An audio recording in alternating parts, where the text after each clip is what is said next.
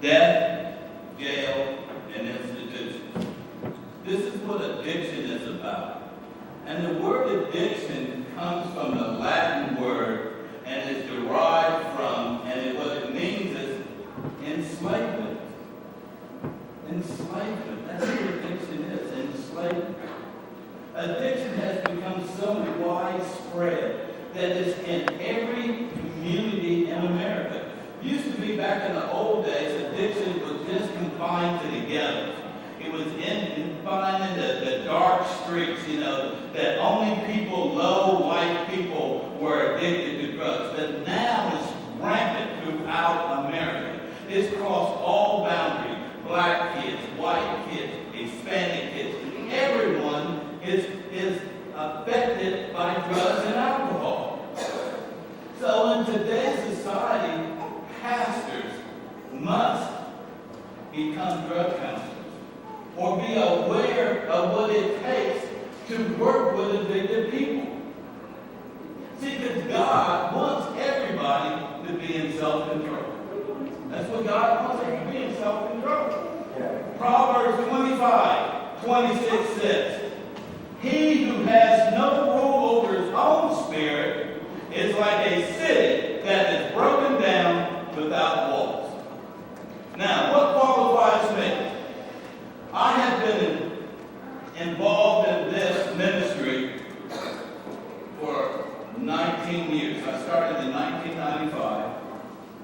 I have been a drug counselor in Columbus, Ohio. I have been program director in Covington, Texas.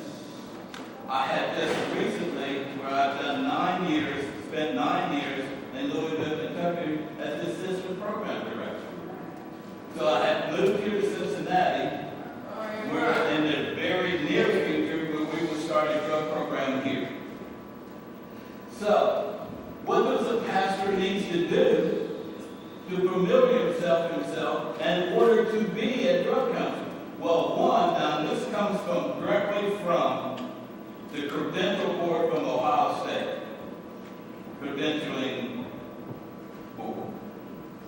Pastors can become licensing drug counselors. Now, in order to be a licensed drug counselor, you got to do several things. You can have an associate degree and bachelor in behavior science. You can have a bachelor's degree in any bachelor's degree. It doesn't matter which one. But then you got to also have 2,000 work-related hours in the field. So that means you got to work for a treatment facility, a hospital, or anything that treats drug addiction. Then after you've done all of that, then you must take an exam. Now, I remember when I took the exam, there was people with master's degree failing the exam. So the exam is not an easy pass, but it is doable. You must study, and if you study, you can pass the exam. But it is a task that you have to study for. There's another way that pastors can familiar themselves with. They can work under people who've already got the credentials, like Pastor Audrey. Pastor Audrey has a master's degree in chemical dependency. They can mentor with somebody like that, like our pastor, Pastor O'Neill, Bishop O'Neill. He's been working in this field as long as I have done, and I've known him close to 20-some years. He sponsors programs. He has a women's program right now. So there's many pastors out there who have the experience of drug counseling or drug-related field, so that they can work and mentor with some of these other pastors and these other people who can get the experience that they need. So they don't all have to be licensed drug counselors. So, according to Harvard Medical article, there's 21 million people affected by drugs and alcohol this year. 21 million. And out of them 21 million, 25% of our kids are going to we have drug and alcohol problems this year alone. This year alone. So that means 1/4 of all the kids in America is either going to go to the hospital, going to have run-ins with the laws, but they're going to have some problems with drugs and alcohol. And out of them 25%, half of them are going to become addicted.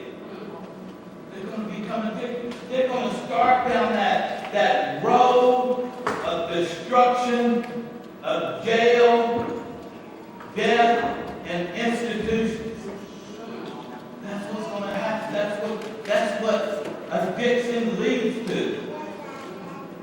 Now, men are more acceptable to be addicted than women. I don't know why, but they are. But women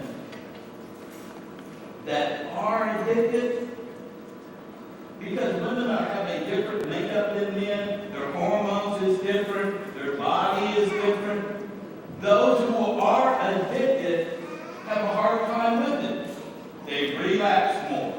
They have a harder time getting off of it more. Their whole body changes. It destroys their body a whole lot faster than it does a man. So, in conclusion, so we're at the end. Pastors can no longer sit by idly, thinking that this problem is no longer their problem. They must take some classes. They got to read. They got to study. They got to find a mentor. They got to do something, because this problem reaches their church, will come to their pew. It would be for their congregation. You know, the Word tells us who the Son sets